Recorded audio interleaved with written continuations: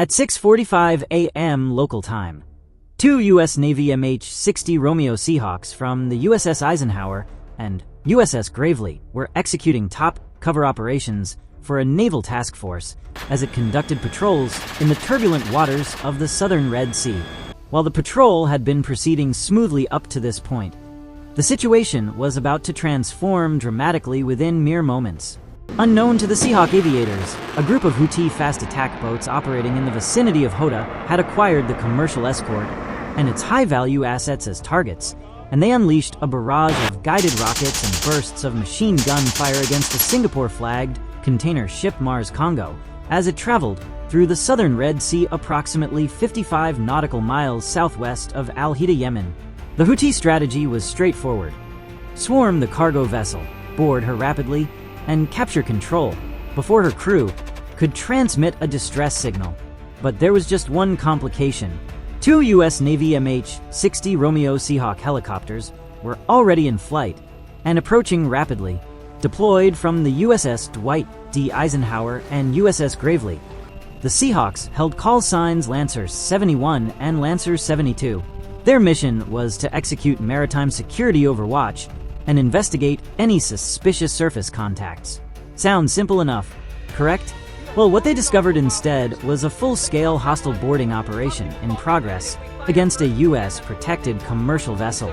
The Mars Congo had transmitted a request for assistance the instant the boats approached within visual distance.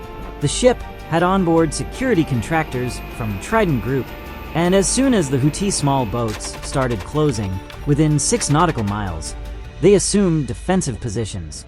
Only equipped with M4 rifles and an M240 machine gun, their firepower couldn't match what the Houthis were carrying.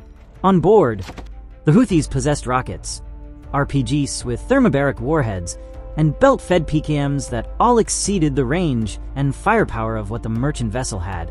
Within the following few minutes, the small boats would have closed the gap and be right alongside attempting to board her.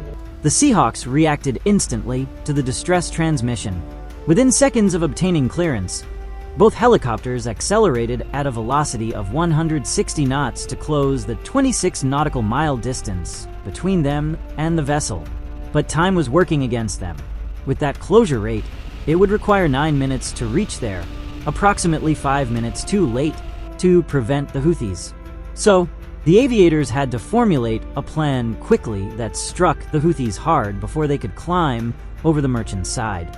At 6:46 a.m., the Romeos detected 4 Iranian-supplied Boghammer-style fast attack boats on radar.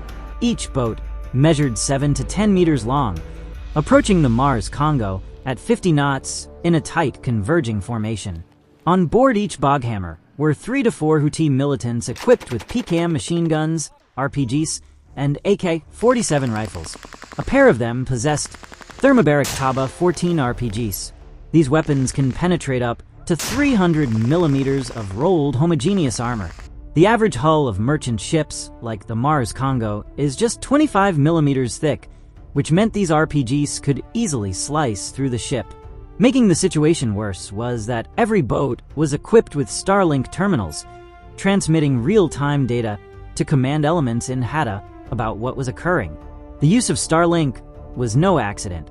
These terminals enable the Houthis to precisely coordinate boat swarm tactics, receiving real-time imagery from overhead drones, coastal spotters, and command nodes.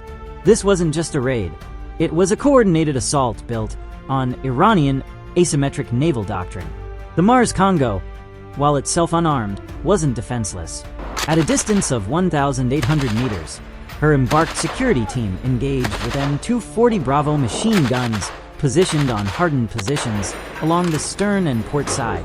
They managed to damage one of the boats, but couldn't halt all 4. In 47 seconds, the fast boats were now at 600 meters and would soon be within RPG distance. And it soon arrived, though their suppressive fire destroyed one of the attackers' rudder assemblies. The RPG gunner launched a round from Boat 2 that came within 3 meters of the ship's superstructure, which is the section of the ship that rises above the main deck where the crew operates the ship. Destroying this would mean the ship would lose its capacity to escape or coordinate a defense. At this point, it was evident the security detail was moments away from being overwhelmed, and that's when the Seahawks showed up. Due to the determined defense of the ship's security team, the Boghammers were holding position at around 600 meters so they could bombard them with RPGs before boarding.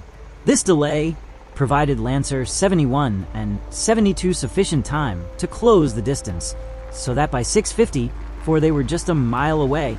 With the Romeos cleared to engage, the only thing remaining was to determine which ones to eliminate first. Located here beneath the nose of the aircraft is the ANAP's 153V radar. While the radar had detected all 4 boats, while still 42 kilometers out, due to dense sea clutter, it required more data to obtain an accurate course speed and profile of each attack craft. The radar was tracking 32 separate contacts in the area at the time, but the pilot soon adjusted it to narrow pulse mode. In this configuration, the radar transmitted energy at 0.5 to 1 microsecond intervals to obtain the high-fidelity data needed to make a beeline for the Houthi boats. But this system just helped get the Romeos vectored in the right direction. Thanks to these 2 functions of its radar, it gets right over the top of the Houthi boats. This APS-153 radar uses a special mode called Moving Target Indicator, or MTI, to help track the targets. And it is pretty ingenious how it accomplishes it. As the contact moves, the MTI exploits Doppler shifts caused by the relative motion between the radar and different parts of the target. Think of it like hearing a motorcycle roar past you on the street. As it gets closer, the pitch changes. That's the Doppler effect. The radar does the same thing with radio waves, and by analyzing those shifts, it can determine if there's something solid in the water or just another wave. Once the MTI confirms there is something there, the pilots can use an inverse synthetic aperture radar, or ISAR, to construct a detailed image of the target using the same Doppler shifts. With confirmation of a moving target and high-resolution images in real time, the pilots now know for certain they have the Houthi boats in their sights. And now it's time to unleash hell. Each Seahawk was equipped with 2 GU-2150 caliber crew-served machine guns on either side. These beasts fire up to 1,100 rounds per minute with a maximum effective range of 1,850 meters. The rounds were a mixture of armor-piercing, incendiary, and tracer rounds designed to help puncture the thin-skinned boats. But it was the Houthis who fired the first shots. At 6:55, the Houthi boats opened fire on the helicopters. PKM machine gun tracers flashed past the Seahawks, with some rounds passing within 15 meters. This was the last mistake they ever made. The Seahawks immediately descended to 150 feet to engage. At the same time, they began dispensing countermeasures as a precaution. Each aircraft dropped 12 MJU-68B flares and 24 RR-180 chaff bundles that formed an infrared and radar reflective cloud behind the helicopters in case the Houthis fired an IRG-guided missile at them. Once deployed, these flares reached up to 2,200 degrees Celsius and burned for nearly 2.5 seconds, more than enough to lure away any heat-seeking man-pads or shoulder-fired missiles. While no missile launch was detected, the pilots weren't taking any chances. Then all hell broke loose. At 6:56, Lancer 71 locked onto Boat 1. The door gunner sent 3 bursts of 50 caliber rounds its way. The rounds punched through the engine block and ignited the fuel cell. A fireball soon erupted and sent debris skyward as the boat sank within 45 seconds. Before the first boat had even sunk, Lancer 71 swung left and lined up Boat 2. A quick burst disabled the rudder. The gunner followed up with a full 3-second spray, and the boat lost steering completely. It listed hard, filled with water, and capsized at 6:57. Both helicopters then shifted to Boat 3, which received a double dose as it took fire from both helicopters. Within seconds, dozens of armor-piercing rounds punched holes below the boat's waterline. The crew attempted to bail, but the boat slipped beneath the surface by 6:59. After sinking the third boat, both helicopters began taking turns firing at Boat 4.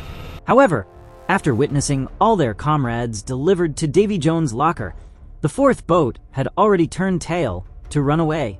The boat retreated northwest in a trail of smoke as rounds continued peppering its hull. The Seahawks did not pursue it, since they had to remain with the merchant. In less than 7 minutes, the two helicopters had sunk 3 boghammers and fired roughly 1,800 rounds of ammunition. But unfortunately for the Houthis, this would not be the end of the U.S. response. In retaliation for this unprovoked attack, U.S. Central Command decided destroying a couple of boats wouldn't be enough punishment for the Houthis, and they needed to take stronger measures to teach them a lesson. Within 8 hours of the attack, the USS gravely opened fire on known Houthi coastal radar sites, used to provide data to Houthi attack boats with its 5-inch Mark 45 Mod 4 naval gun. The ship fired a total of 92 rounds of high explosive and air burst rounds. These 70-pound projectiles have a maximum range of about 9 miles and a velocity of around 2,600 feet per second. The Gravely steamed up and down the Yemeni coast with impunity as it bombarded one radar installation after another. In total, 3 coastal radar installations at Jabal Altar al-Mocha and Ras Isa were all taken out before sundown. The Houthis had been using each of these sites to track coalition ships in the Red Sea over the past 2 weeks. Their destruction degraded Houthi maritime surveillance capabilities by at least 60%, according to post-strike battle damage assessments by drones. And the retaliation wasn't over yet. On January 2nd, additional follow-up air strikes began.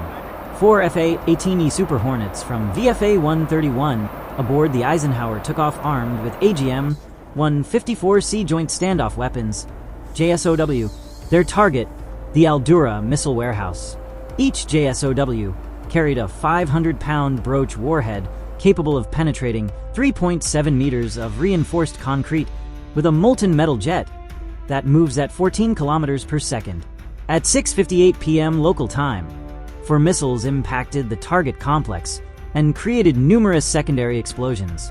Intercepts of Houthi radio traffic confirmed the destruction of 18 CSF drones for Nor anti-ship missiles, multiple missile guidance kits, and the elimination of 2 Iranian advisors and 12 Houthi operators. This strike demonstrated that the U.S. response to Houthi aggression was changing. Not only would U.S. units defend themselves and others at the moment, but after the engagement was over, the U.S. would continue retaliatory strikes to prevent the Houthis from ever waging war again. See you later.